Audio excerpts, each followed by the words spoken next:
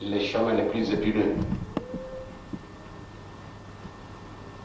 Le Seigneur nous donne une part de responsabilité en tant que chrétien, non pas en tant que chef spirituel que je suis. Peut-être le Seigneur va ouvrir le ciel pour moi à cause de ce titre. Attention. Et il n'y a pas d'exception dans le péché. Qu'on ne vous trompe pas, et que moi, en tant que responsable de l'Église, et que je commets une erreur, et peut-être cette erreur est vite effacée parce que je suis le responsable. C'est vraiment non. Chacun de vous doit prendre ses responsabilités. Moi, je suis tout d'abord responsable de moi-même.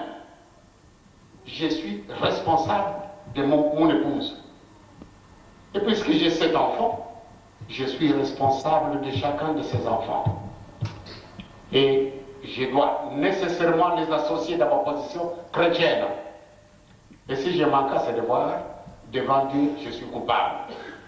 Donc, chacun de vous, vous devez voir l'entourage qui est le vôtre et essayer par votre comportement, par votre conduite, vous montrer que vous êtes un chrétien. Sinon, pour le péché, il n'y a pas d'exception. Quand quelqu'un vous dit, ah, peut-être, son éminence, bon, peut aller tuer quelqu'un, parce qu'il est l'éminence ou le chef spirituel de l'église kimbangiste, pour lui, ce n'est pas un péché.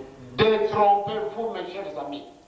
Vous êtes ici en Europe, il ne faut pas copier bêtement ce que les autres font. Copier de bonnes choses. Tuer quelqu'un, comme vous le savez, on nous l'a dit, nous a lu tout à l'heure, ne tuez pas.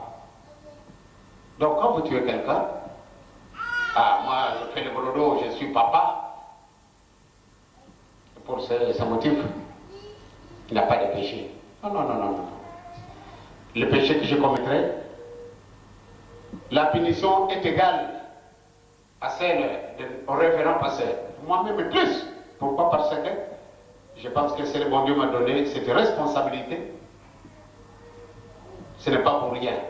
Et si je commets une erreur avec le révérend pasteur, nous avons la même punition.